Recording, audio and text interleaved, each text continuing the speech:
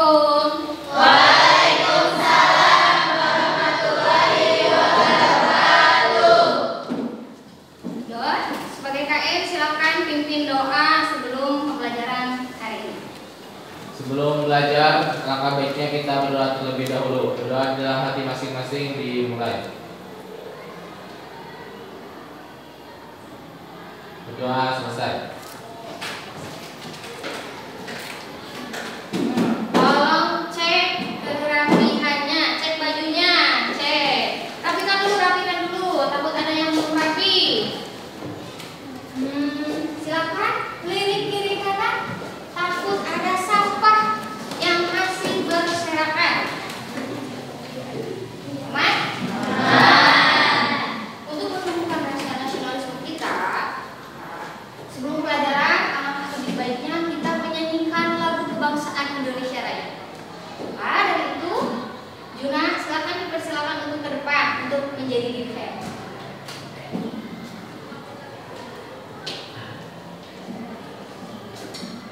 Silakan dipersilakan untuk berdiri.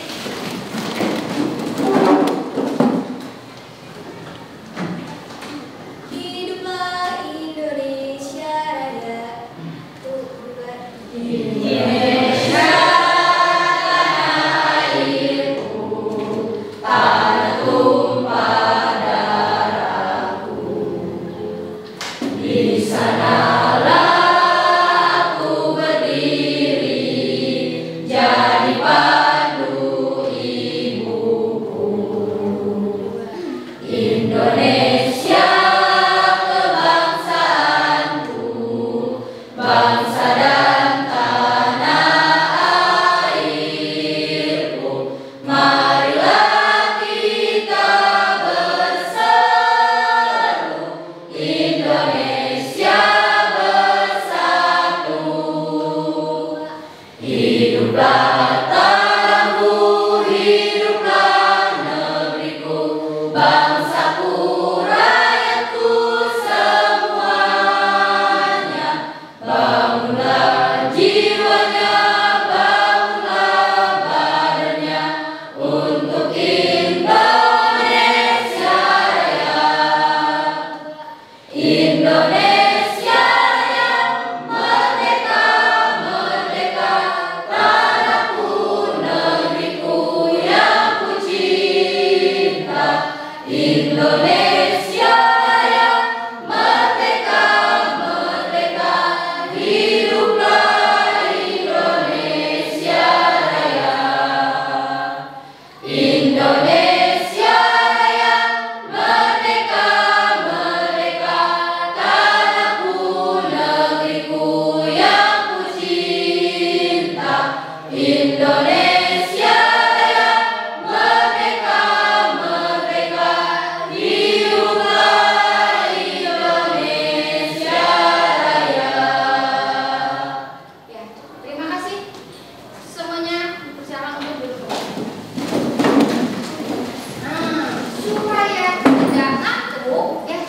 Kebetulan sekarang suasananya lagi panas-panas. Pasti ngantuk ya. Speak dulu, semuanya berdiri, ayo berdiri. Nah, berdiri ya.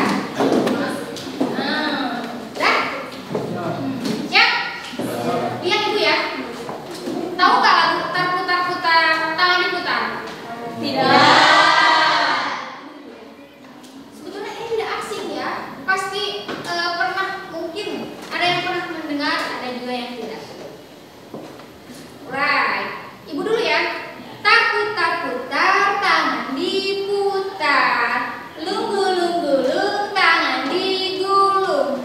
Ular melingkar di pagar bundar. Kanan, kiri, atas, bawah, siap belajar. Paham?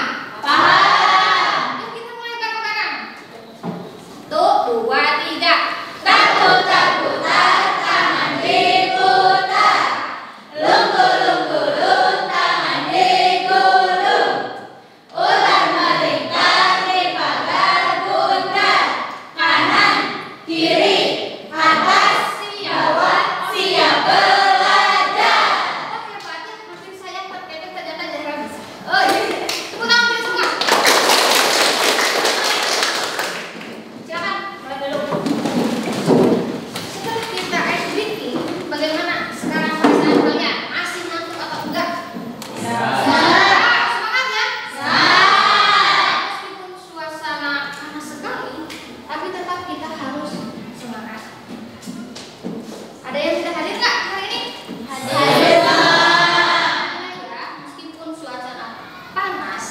juga kadang kita malam dingin, alhamdulillah kita ada dalam lindungan Allah Subhanahu wa taala masih bisa sehat.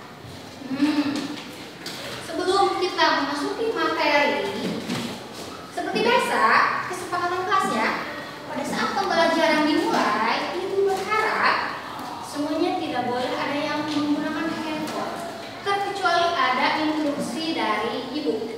Ya, terus Ibu harap jangan berisik, jangan lirik kiri kanan, terkecuali kalau nanti kalau pada saat diskusi wajar ya ngobrol, tapi kalau di luar itu nggak boleh ya. Terus masih ingat nggak materi yang sebelumnya kita membahas tentang apa? Tentang Tentang apa? Hak. Ya, kita membahas mengenai hak. Apa itu hak? Kalian bisa menjawab? Oke, Dina silakan. Hak adalah segala sesuatu yang mutlak dimiliki oleh seseorang. Oh iya. Hak adalah segala sesuatu yang mutlak dimiliki oleh seseorang. Tuh, kalau kewajiban, ada yang tahu nggak kewajiban apa? Saya nggak tahu. Kewajiban apa? Juna lagi apa Jun? Kewajiban adalah segala sesuatu yang harus dikerjakan oleh seseorang. Ya, betul. Jadi, kewajiban itu adalah segala sesuatu yang harus dilaksanakan atau dilakukan. Ya, jadi anak-anak pada materi pelajaran hari ini ada beberapa tujuan yang ingin Ibu sampaikan. Yang pertama, peserta didik diharapkan bisa mengetahui apa itu terkait pelanggaran hak dan pengingkaran kewajiban. Yang kedua, peserta didik dapat menganalisis kasus pelanggaran dan pengingkaran kewajiban. Dan yang terakhir, setelah kita tahu kasus dan sebagainya, kita atau peserta didik diharapkan bisa memberikan solusi terkait kasus-kasus pelanggaran yang terjadi. Hebat sekali, pintar sekali. Nah, marilah kita mengerjakan pretest. Nah, pretest. Siapkan handphonenya ya. Terkait kuisis ya. Lihat ke depan, lihat. Nih, kelihatan nggak? Ada itunya tuh. Join kode, kelihatan nggak? Kelihatan. Silakan kalian boleh masuk ke kuis.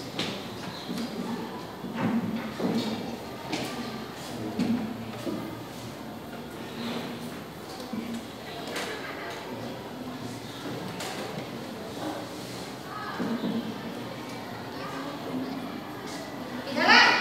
Sebentar Bu. Oh.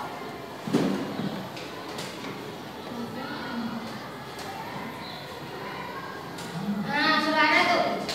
Nah, ada beberapa yang sudah masuk ya. Oke. Lanjut.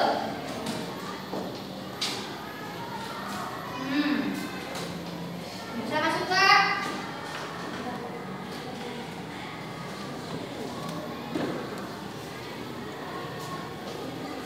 Bisa masuk? Susah nggak? Takut ada kendala pas masuk? Bisa masuk Ki? Bisa. Udah. Oh, ada beberapa tuh yang belum masuk. Ya. Bisa masuk? Oh, udah. Oh.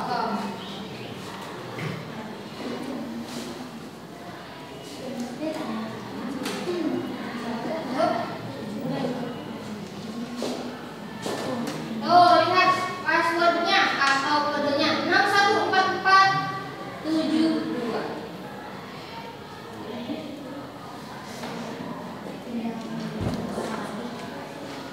Ada? Ada.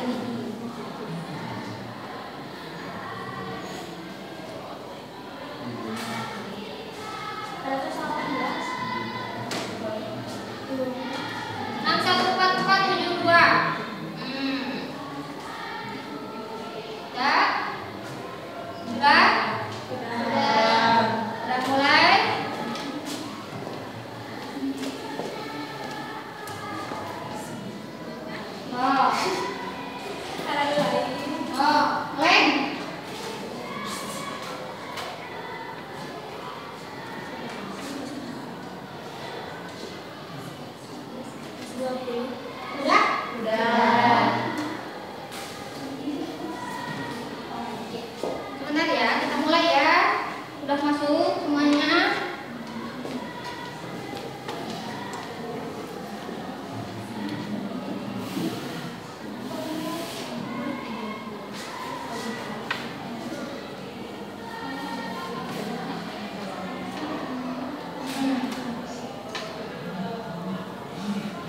Atau yang susah masuk bisa Ibu kasih link ya. Kita mulai aja ya. Nah, ini sudah ada ya.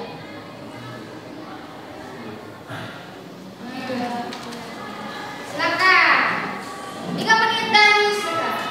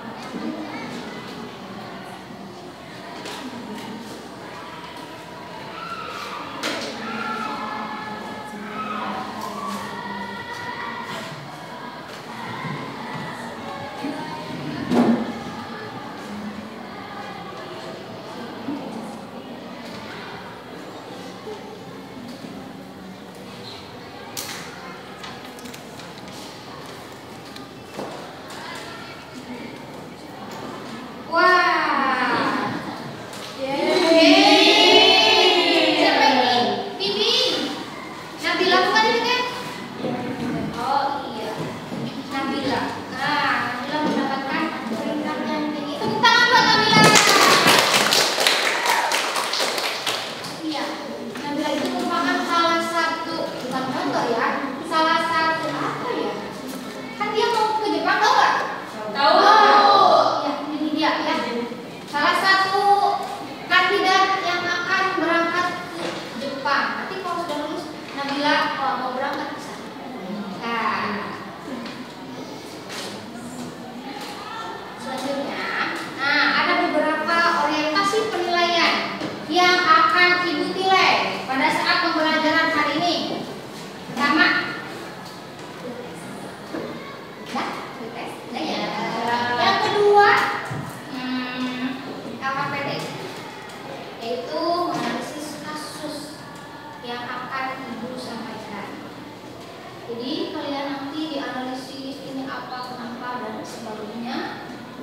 Selanjutnya, yang terakhir itu post test. Setelah kalian melaksanakan pretest, tadi makan pretest mah sebelum Ibu kasih materi ya. Kalau post test setelah Ibu kasih materi, dilihat lagi apakah ada kenaikan atau masih tetap sama. Tapi Ibu harap semuanya memiliki peningkatan.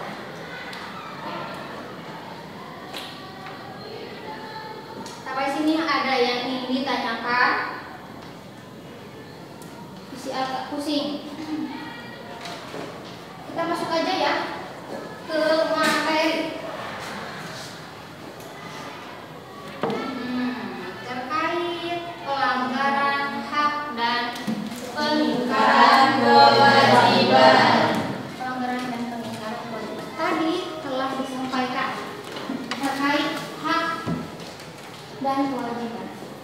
Hak itu adalah segala sesuatu yang harus dilakukan. Sementara kewajiban segala sesuatu yang harus dilaksanakan. Nah, sekarang itu pelanggaran hak dan peningkaran kewajiban. Pelanggaran hak. Pelanggaran hak merupakan, silakan ada yang ingin menyampaikan atau membaca juga nggak apa-apa deh. Don, baca Don. Pelanggaran hak adalah tindakan yang melanggar hak-hak yang seharusnya dimiliki oleh seseorang atau kelompok. Ini bisa berupa tindakan yang mengurangi, menghalangi, membatasi, atau mencabut hak-hak tersebut. Pelanggaran adalah tindakan yang melanggar hak-hak individu atau kelompok. Intinya, pelanggaran itu hal yang dapat merugikan orang lain. Jadi kata kunci dari pelanggaran itu adalah jadi pelanggaran hak itu merupakan tindakan yang dapat merugikan orang lain. Beda dengan pengingkaran kewajiban. Kalau pengingkaran kewajiban merupakan tindakan tidak memenuhi atau menghindari kewajiban. Contoh ini ya, kalau masalah terkait pengingkaran kewajiban. Ada yang bawa BPKB enggak? BPKB salah. STNK? Tidak. Saya juga lupa ya.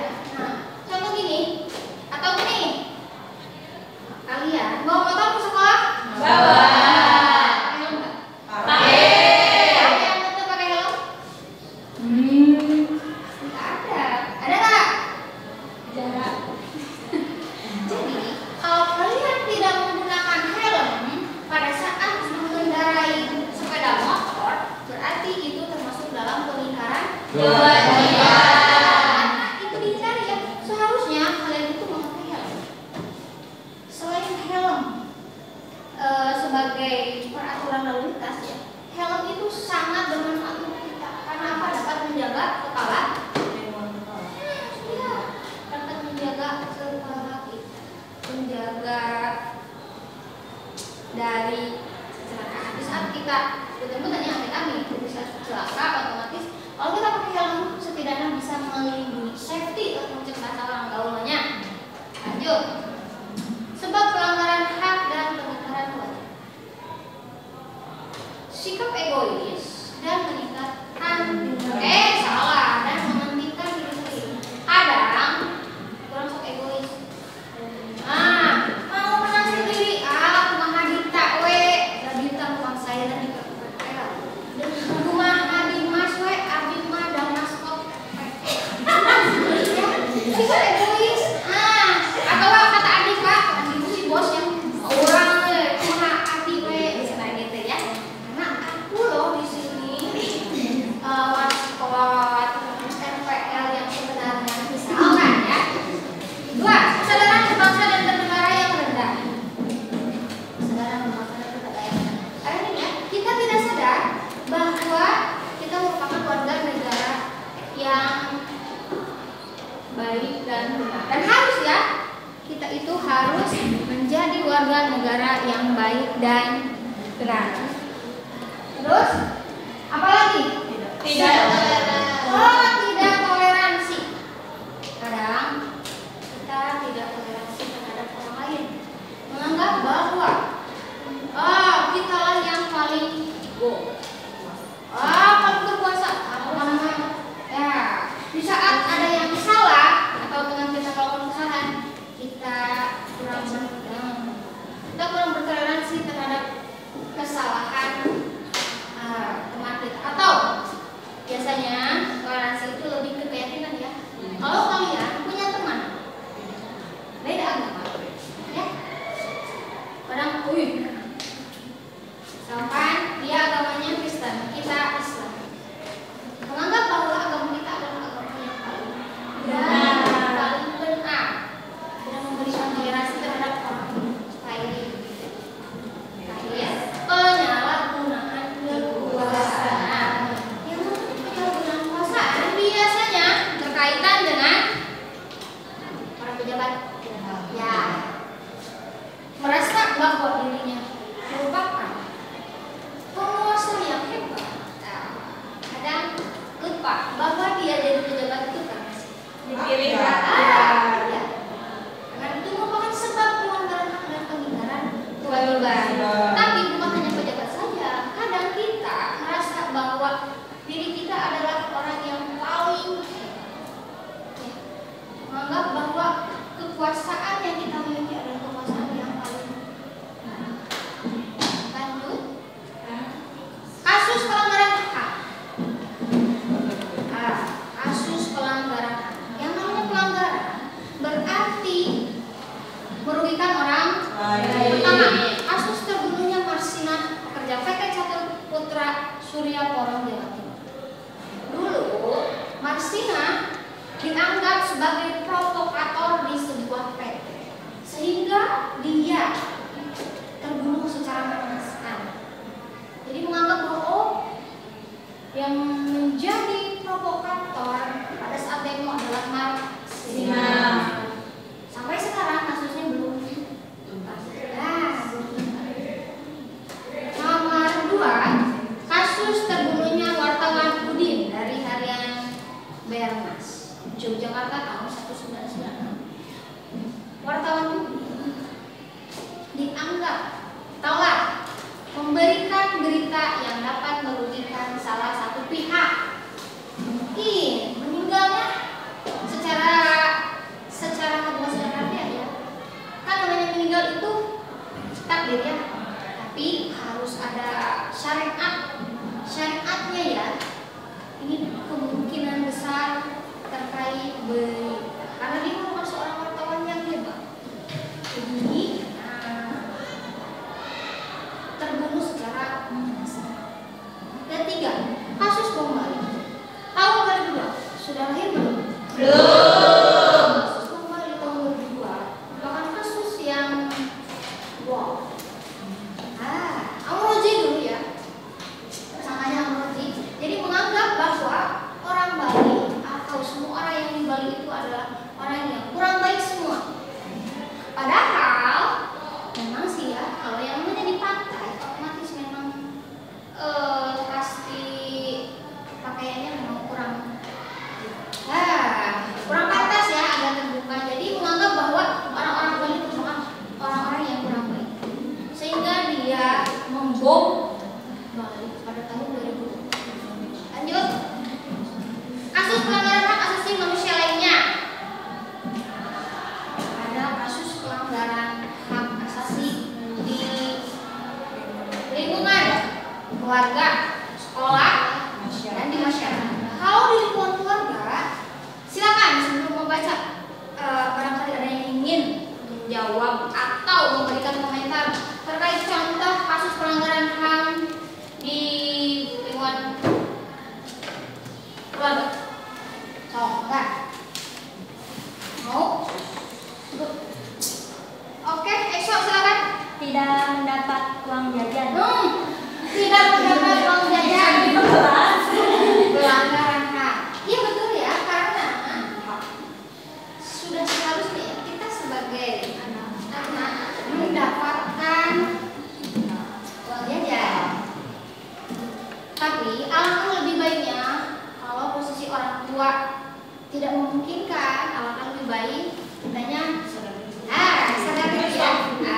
Sadari. Kalaupun misalkan nggak punya uang, gimana caranya kita bisa menghasilkan uang dengan cara yang halal? Apalagi ini RPL ya. RPL kan jagoan, editing atau apapun ya. Jadi afiliat atau jadi apa supaya bisa mendapatkan uang secara halal. Kedua, orang tua yang menganiaya anak. Banyak sekali orang tua ataupun sebaliknya ya, anak menganiaya bahkan membunuh orang tua. Banyak sekali kasus sepele. Ada yang misalkan tidak dikasih uang sampai membunuh orang tua, ataupun tidak dikasih handphone, tidak dikasih motor sampai menyiksa orang tua. Tidak beli skincare kata Jahra. Ada di mana Jahra? Udah ada. Di Jahra ada. Ketiga, anak melawan orang tua. Sebagai anak, ya, baik buruknya orang tua kita tetap sebagai anak ya. Jangan sampai melawan orang tua. Apalagi pernah tidak mendengar kalian? Kalau kita menyebut kata saja itu sudah dosa, apalagi kita melawan orang tua.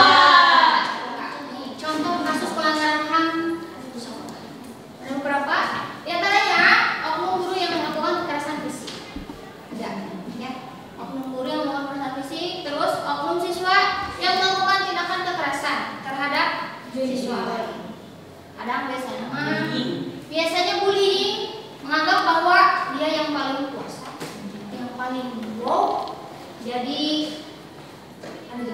ya, siswa memalak atau menganiaya. Siswa yang suka memalak atau menganiaya temannya sendiri merupakan contoh kasus pelanggaran HAM di sekolah. Selanjutnya, contoh kasus pelanggaran HAM di masyarakat. Ada pertikaian kelompok, terus ada perbuatan main hakim sendiri.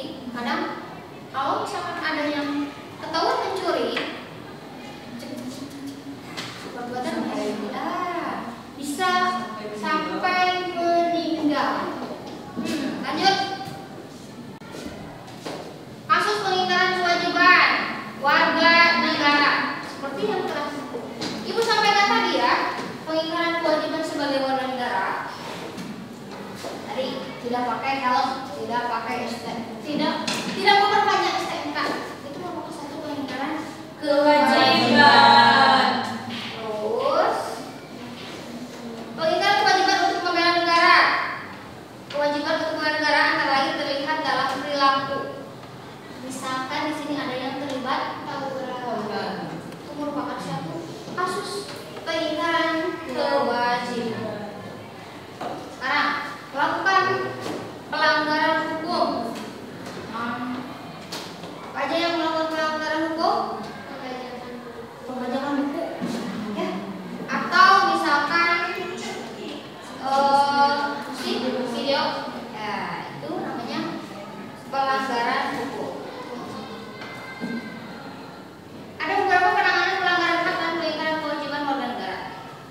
Upaya penanganan pelanggaran hak dan pengingkaran kewajiban terdapat dalam Undang-Undang Nomor 39 Tahun 1999 tentang HAM, 26 Tahun 2000 tentang Pengadilan HAM, 23 Tahun 2002 tentang Perlindungan Anak, 23 Tahun 2004 tentang penghapusan kekerasan dalam rumah tangga.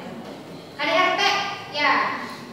Yang keempat, yang kelima, Nomor 13 Tahun 2006 tentang perlindungan saksi dan korban. Terus ada Peraturan Pemerintah Nomor 44. Terakhir, membangun partisipasi masyarakat dalam pencegahan pelanggaran dan pengingkaran kewajiban warga negara. Ada dua cara. Pertama, preventif dan represif. Kalau pre berarti sebelum masuk ke pencegahan. Kalau ref sudah. Ya. Kalau preventif mencegah pengingkaran kewajiban sebelum pengingkaran kewajiban itu terjadi. Kalau represif, tindakan aktif pihak berwajib pada saat pengingkaran kewajiban telah terjadi. Terima kasih. Sekarang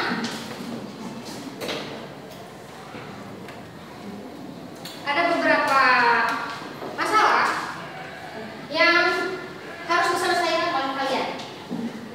Kalian harus mengisi LKPD. Sekarang silahkan kalian duduk secara berkelompok sesuai kelompok yang sebelumnya yang telah kita buat. Maka sesuai kelompok.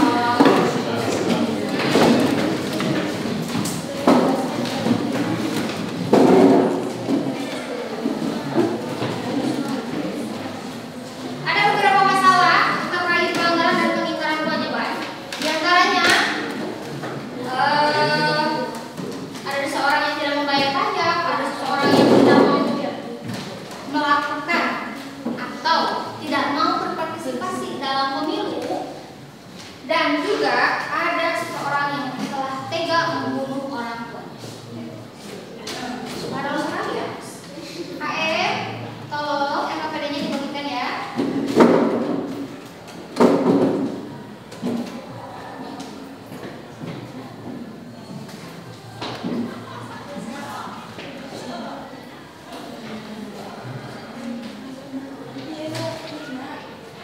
Ini kelompok 2. Iya.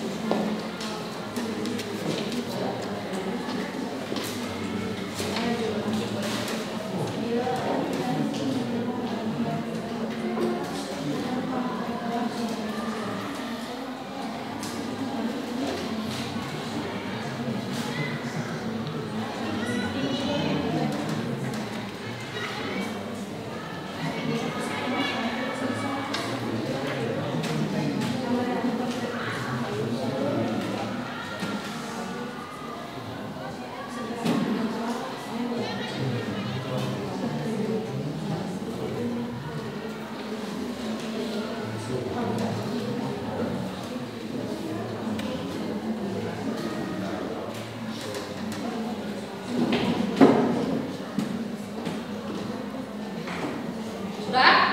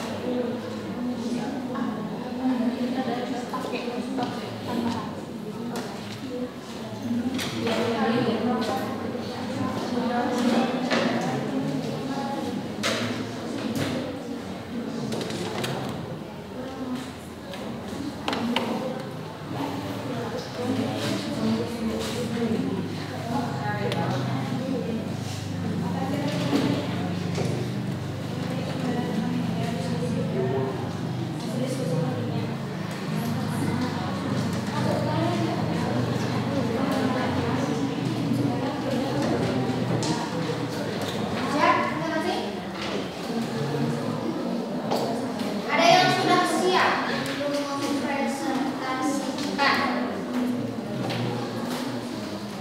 Silakan, supaya tidak mengulur-ulur waktu, enggak? Papa mau dulu?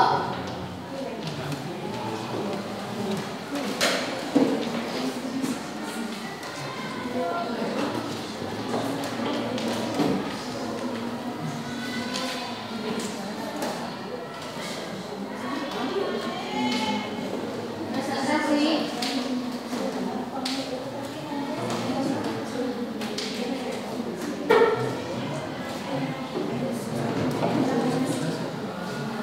Ibu, kelompok berapa dulu ya?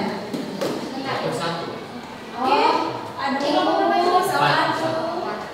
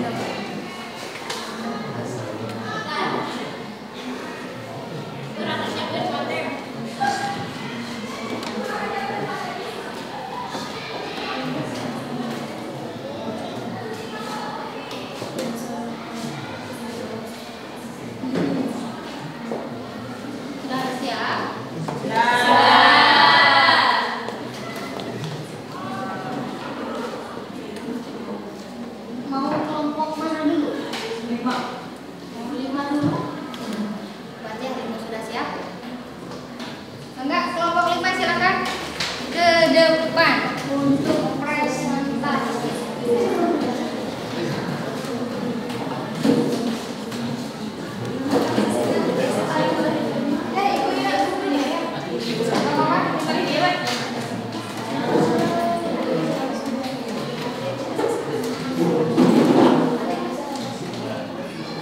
Assalamualaikum warahmatullahi wabarakatuh. Waalaikumsalam warahmatullahi wabarakatuh.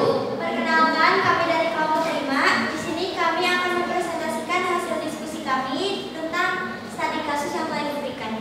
Perkenalkan, saya Rina Said Sumaidina dan ini teman saya, Saya Jahrani Saulia. Saya Rita Pertiwi. Baik, setelah perkenalan, mari kita lanjut mempresentasikan hasilnya. Pentingnya penghormatan HAM dalam kehidupan berbangsa dan bernegara. Satu, dasar negara hukum. Negara hukum yang menjunjung tinggi HAM akan memastikan bahwa semua warga negara memiliki hak yang sama dengan hukum tanpa memiliki hak yang tanpa diskriminasi. Ini termasuk hak untuk mendapatkan keadilan yang adil, perlindungan dari penangkapan sewenang-wenang, dan hak untuk mengajukan banding jika merasa hak-haknya dilanggar. Dua, perlindungan hak atas pendidikan. Pemerintah Indonesia telah berkomitmen untuk memberikan akses pendidikan yang merata bagi seluruh warga negara. Hal ini tercermin dalam berbagai program seperti Kartu Indonesia Pintar, beasiswa dan pembangunan infrastruktur pendidikan di daerah terpencil. 3. Perlindungan hak atas peradilan yang adil. Sistem peradilan di Indonesia terus berupaya untuk memberikan perlindungan hak-hak tersangka dan terdakwa, termasuk hak atas bantuan hukum, hak untuk didampingi pengacara, dan hak untuk mendapatkan putusan yang adil. 4. Penegakan hukum tanpa diskriminasi. HAM yang terpenuhi menjadi modal penting. Upaya penegakan hukum harus dilakukan secara adil dan tanpa diskriminasi terhadap siapapun, termasuk terhadap kelompok minoritas atau rentan. 5. Meningkatkan kesejahteraan sosial. Penghormatan HAM juga berdampak pada kesejahteraan sosial ketika hak-hak dasar seperti kesehatan, pendidikan, dan pekerjaan terpenuhi. Masyarakat akan lebih sejahtera dan memiliki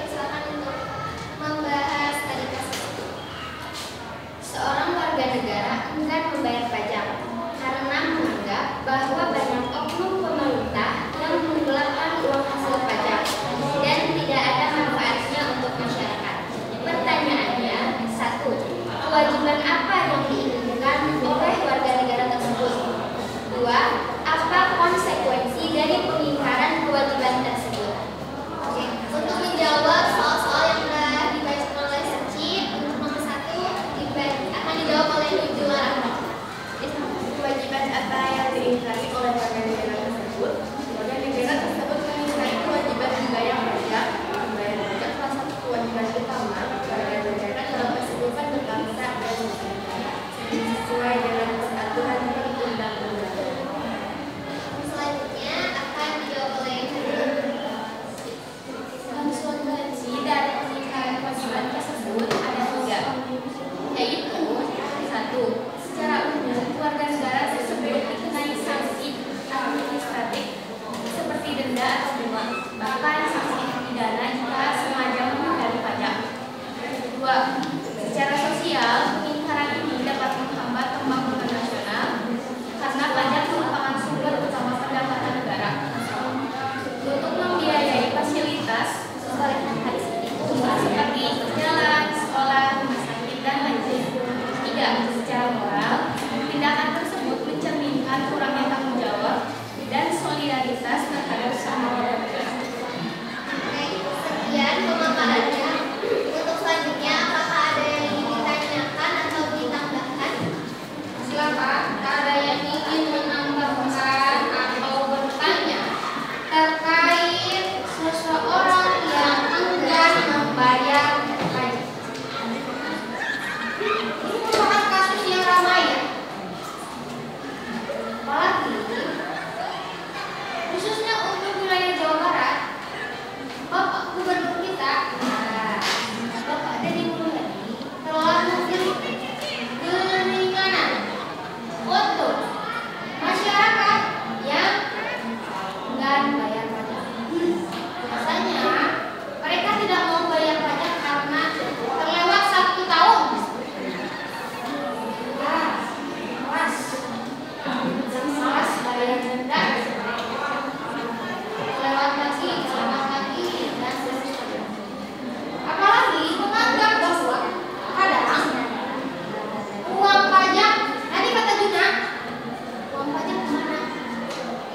Ya, kita bayar pajak tapi jalan masih kotor. Ada yang berpikiran sama dengan saya? Tuh, jalan, khususnya jalan itu si Thomas ya, Mas, terus pokoknya dia jalannya ya. Jadi ada masyarakat enggan bayar pajak karena menganggap banyak oknum pajak yang menggelapkan dana pajak. Pernah mendengar kasus Gayus Tambunan? Ada lagunya loh. Pernah mendengar bisa? Gayus Tambunan merupakan oknum pajak.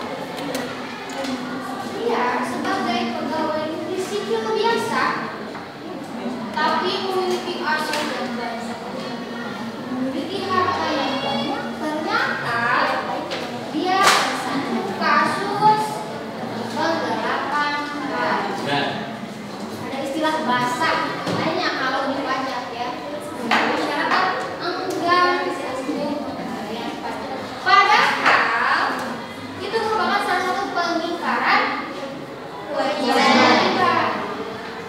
Seperti itu, sebagai warga negara yang baik, maka baiknya kita tetap harus bayar pajak.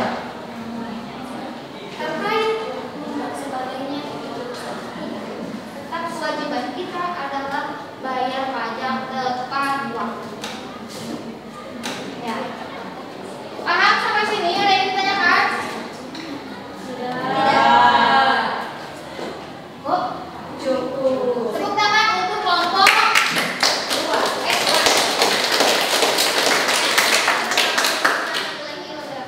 Waalaikumsalam warahmatullahi wabarakatuh.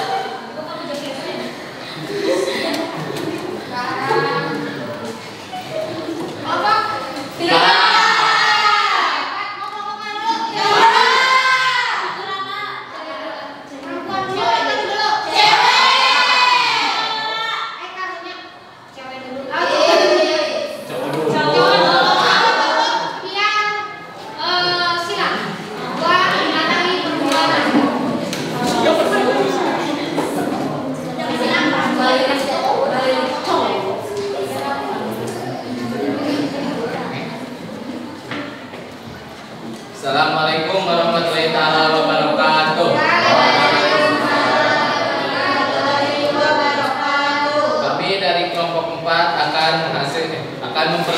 presentasikan hasil diskusi kami, yaitu studi kasus. Kasus korupsi timah adalah skandal dugaan korupsi yang melibatkan PT Timah Tbk dan sejumlah pihak terkait dalam pengelolaan tata niaga komoditas timah di wilayah izin usaha pertambangan atau IUP periode 2015-2022.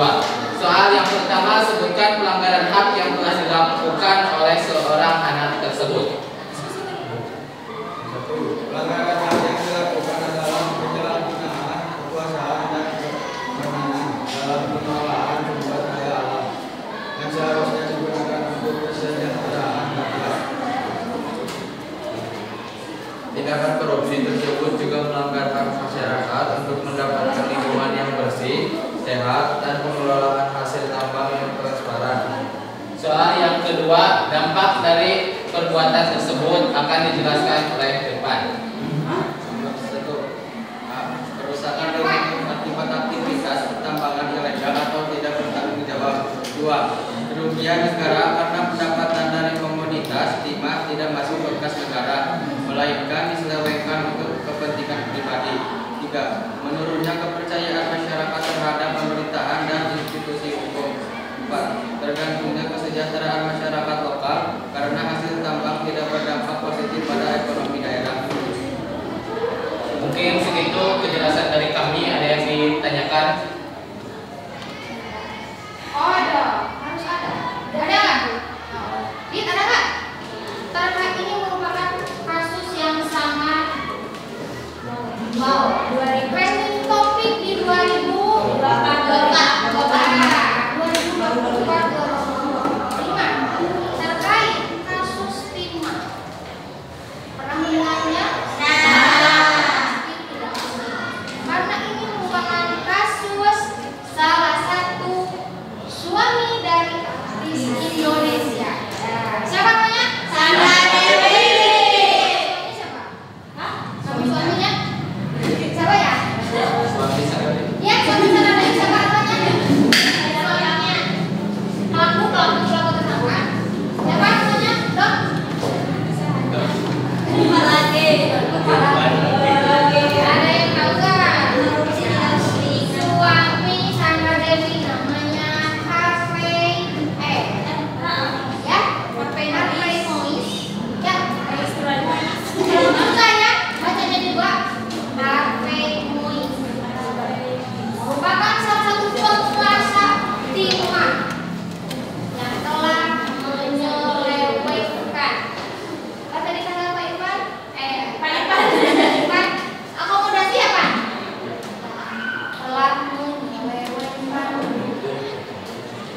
untuk kepentingan pribadi.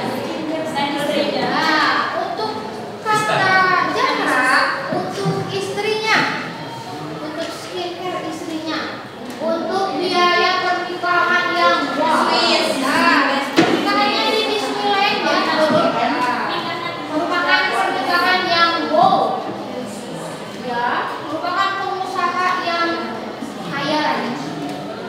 Padahal ternyata penyelewengan pada timah ini merupakan kasus korupsi yang sangat besar sekali karena jumlahnya yang sangat fantastis. Berapa? 300 berapa dong? Sana ada? Berapa?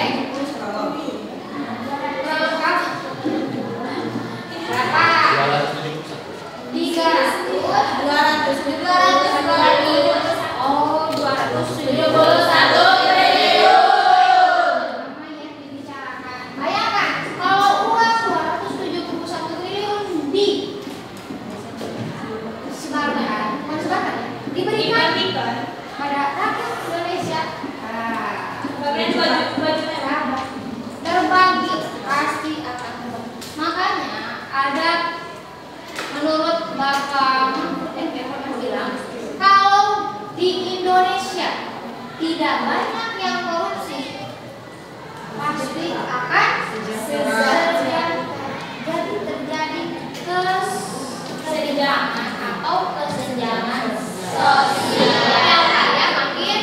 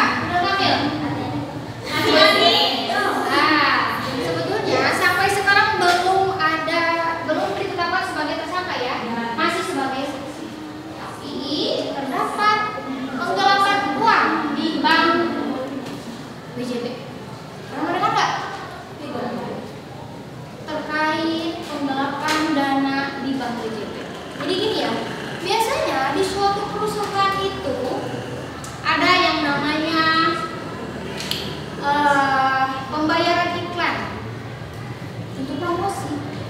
Ya, biasanya untuk promosi, contoh untuk promosi Bank BJB itu sekitar 250 juta per satu iklan. Ternyata ini di markup menjadi lebih besar. Anggaplah contoh misalkan jadi 400 atau 500. Berarti itu banyak sekali kan yang dikorupnya. Merugikan negara enggak? Harusnya itu jadi pendapatan negara, pendapatan daerah yang khususnya karena kalau BJB itu kan perusahaan daerah. Pada akhirnya ternyata nggak ada.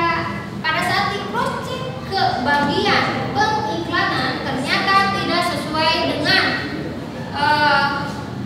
laporan keuangan BJB. Jadi tidak sinkron. Contoh misalkan di iklan 250 juta, di pelaporan 4 juta jadi 400 atau 500 juta. Iklan toh, bayangkan kabar iklan. Banyak sekali iklan BJB. Korupsi itu benar-benar bukan pelanggaran HAM ya, karena dapat merugikan rakyat. Rakyat yang jadi korban, mereka yang melakukan, jadi sama-sama merugikan rakyat. Ada yang ditanyakan? Enggak? Ada yang menanyakan terkait kasus yang sangat fantastis ya. Ini merupakan suatu kasus yang sangat besar karena angkanya juga besar.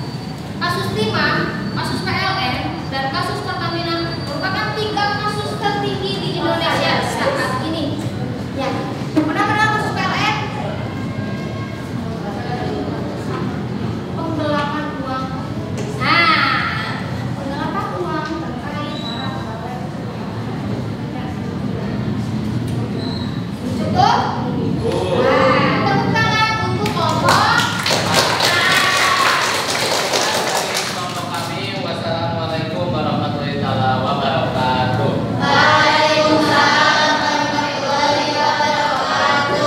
Silakan kelompok selanjutnya. Oh, perempuan dulu. Silakan.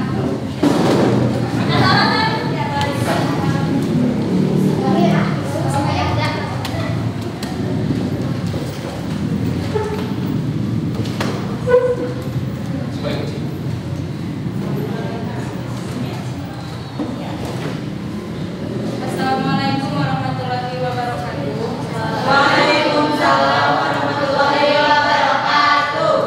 Di sini kami izin mempresentasikan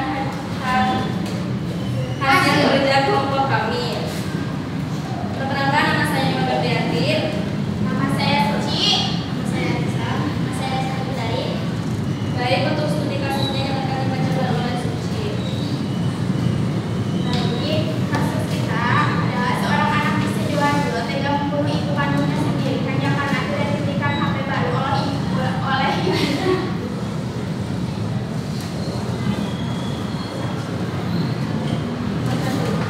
Dengan pelanggaran HAM yang telah dilakukan oleh saudara tersebut. Jawabannya, melanggar hak hidup di sini karena Sebentar, kurang. pada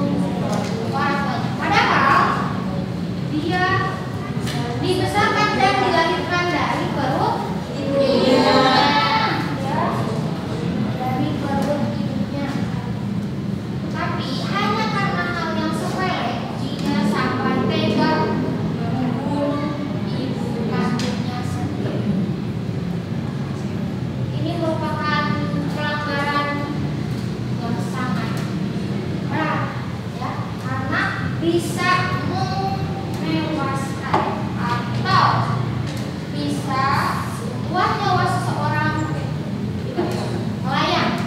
Apalagi ibu ya, yang namanya ibu, yang ibu adalah ibu kandung kita. Ya. Hanya karena sebuah iPhone atau hanya karena sebuah handphone, dia tega membunuh ibunya. Awas, sebagai warga negara yang baik, tidak seharusnya kita melakukan hal yang demikian. Apalagi ya, perbuatan itu merupakan perbuatan yang kurang baik. Secara hukum ada dampaknya. Ya. Terus tadi secara apa lagi? Secara psikologis. Secara psikologis. Gangguan kena sepertinya terkena gangguan mental. Dan pasti orang-orang terdekat merasa takut ya. Ibunya ada dibunuh, apalagi kita yang tidak memiliki ikatan darah ya. Jadi sudah sepantasnya dia dihukum atas tindakan. Ada yang ingin ditanyakan terkait pelanggaran HAM yang sudah dilakukan oleh seorang anak yang telah membunuh ibunya? Ada yang melakukan nggak? Silakan. Tidak. Ada tidak? Tidak ada. Baik, terima kasih atas perhatiannya. Wassalamualaikum warahmatullahi wabarakatuh.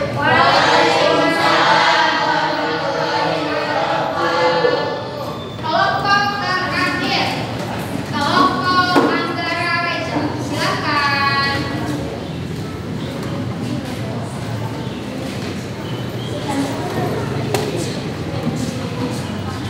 Assalamualaikum warahmatullahi wabarakatuh. Waalaikumsalam warahmatullahi wabarakatuh. Kami dari kelompok studi kelas 1 akan mempresentasikan tentang seorang warga negara yang tidak mau berpartisipasi menjadi anggota DPR karena dianggap dapat merugikan rakyat. Ada anggaran nggak? Tidak. Harus lantang, Mas.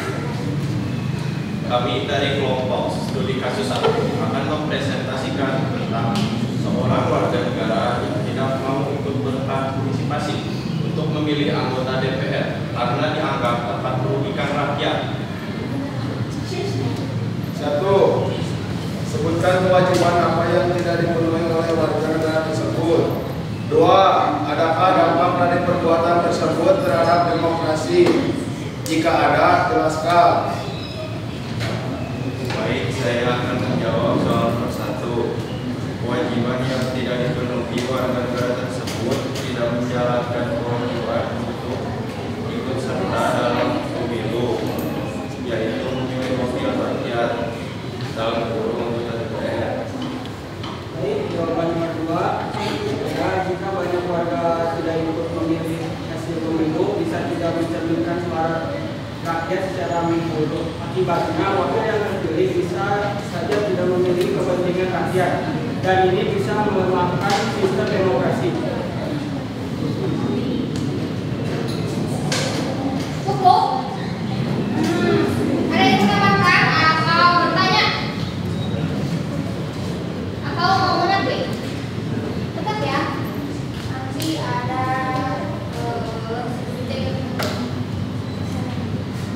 jawab ke dari tiap kelompok. Kita bahas terkait kasus seorang yang tidak mau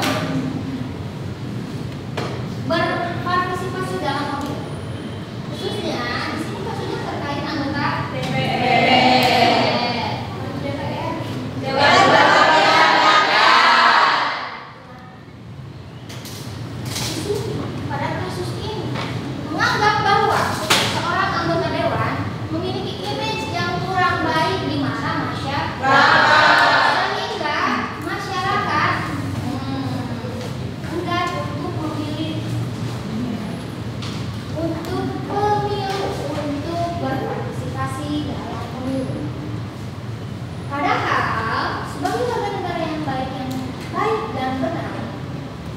kita harus tetap memilih. Karena apa? Kewajiban. Demokrasi. Pernah mendengar kata demokrasi? Demokrasi. Dari rakyat kepada rakyat. Dari rakyat untuk rakyat Kepada rakyat. salah. Dari rakyat oleh rakyat. Sudah seharusnya kita ikut berpartisipasi dalam pemilu. Karena apa? Itu merupakan kewajiban kita ya. Terkait misalkan menganggap bahwa anggota dewan kurang baik, makanya kita harus memberikan suara kita supaya mendapatkan calon anggota dewan yang terbaik ya. Sudah seharusnya kita ikut dalam pemilu. Di sini kalian masih sekitar 16 tahunan ya? Iya. Kalau kalian sudah dapat KTP, tolong gunakan hak suara kalian secara baik. Harus memilih presiden, wakil presiden, anggota DPR, terus apa lagi? Calon gubernur, calon bupati, DPRD dan DPR. Tolong hilangkan image negatif di DPR ya. Justru kenapa harus ada pemilu? Supaya bisa memperbaiki anggota dewan yang sebelum-sebelumnya. Kita berharap anggota dewan yang sekarang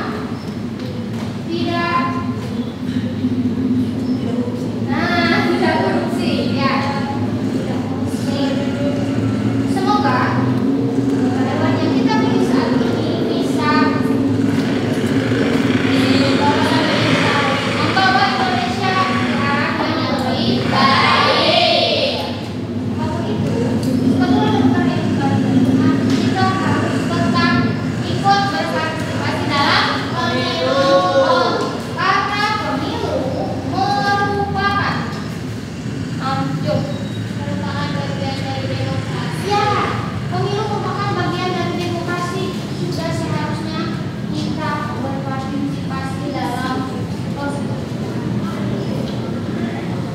Sampai sini ada yang ditanyakan terkait kasus-kasus yang telah kita bahas? Ya. Tepuk tangan untuk kelompok 1.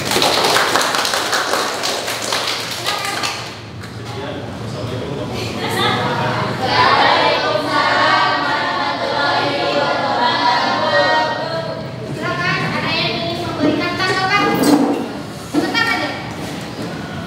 Tanggapan? Boleh? Tanggapan terkait presentasi yang sudah diberikan oleh teman-teman kalian. Satu orang saja, bentar. Silakan. Dari intonasi suaranya mungkin agak lebih besar, terus bacanya juga lebih jelas, nggak cepat-cepat. Oh, itu berarti tanggapannya positif. Ya, terima kasih untuk Exo, Renata Exo yang telah memberikan tanggapan.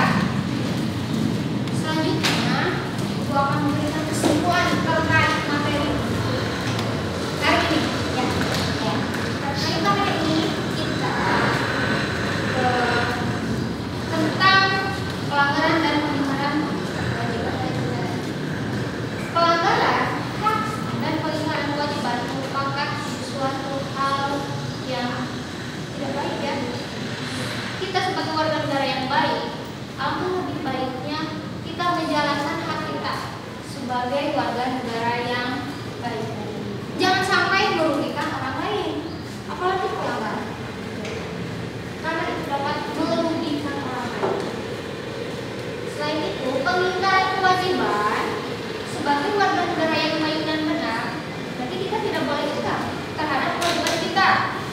Sudah seharusnya kita melaksanakan. Contoh, pengingkaran kewajiban yang suka dilakukan oleh siswa di sekolah apa? Pengingkaran. Apa? Tidak mengerjakan PR merupakan suatu pengingkaran kewajiban. Kalau pelanggaran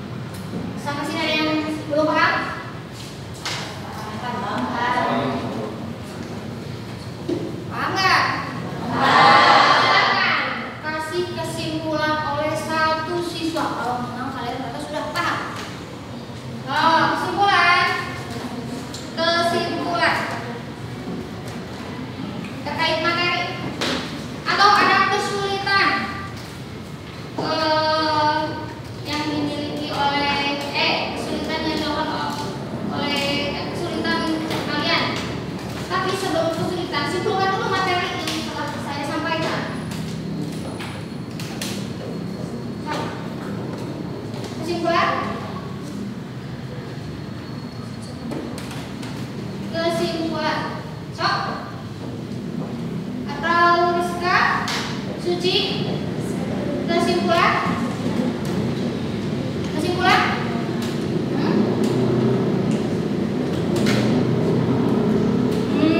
Jona, kesimpulan dari semua materi yang telah kita lalui. Kesimpulannya, pelanggaran hak dan keingkaran kewajiban merupakan perilaku negatif yang mencoreng dari hak dan kewajiban kita. Walaupun kita memiliki hak, akan tetapi kita harus tahu batasan dikarenakan kita hidup tidak sendirian. Kita merupakan manusia sosial. Oleh karena itu kita harus tetap menghargai hak-hak orang lain untuk menghindari pelanggaran hak dan keingkaran kewajiban. Maka kita harus bisa saling toleransi, saling menghargai, dan pentingnya kesadaran akan kita sebagai warga negara Indonesia. Selanjutnya, terkait ada kesulitan nggak? Oh, silakan. Sebagai seorang siswa, dalam pembelajaran hari ini, bagi saya mungkin cukup kesulitan dalam identifikasi contoh-contoh tentang pelanggaran hak dan keingkaran kewajiban dalam kehidupan sehari-hari, terutama di lingkungan sekolah. Tuh, dalam kehidupan nyata kadang kita menganggap bahwa ada kesulitan terkait pelanggaran dan keingkaran. Ini yang kuncinya, kalau pelanggaran berarti yang dapat merugikan orang lain. Kalau keingkaran berarti kewajiban yang kita ingkari. Paham? Cukup ya? Cukup. Senang tidak belajar? Senang. Selanjutnya kita proses. Nah, kuisis lagi ya. Buka lagi kuisisnya. Kuisisnya buka lagi. Kebetulan ini. Tapi yang tadi ya. Ya, Ibu kasih link aja ya di grup. Kuisis proses. Kodenya Ibu bagikan juga ya. 451762. 451762.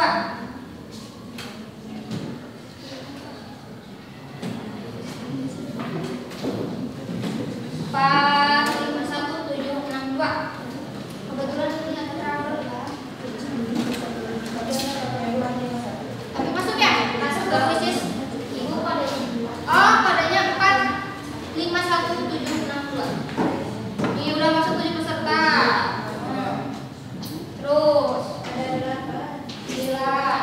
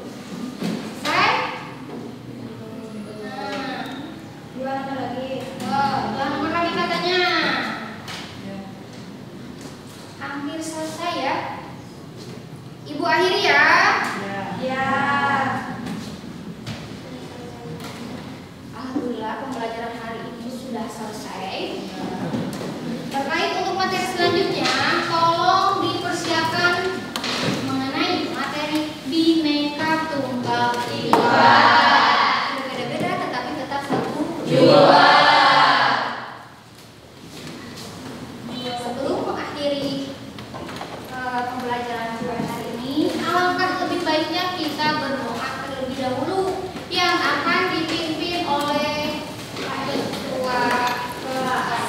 Yang kedua, silakan. Sebelum pulang, alangkah baiknya kita berdoa terlebih dahulu. Berdoa dalam hati masing-masing dimulai. Berdoa selesai. Beri salam.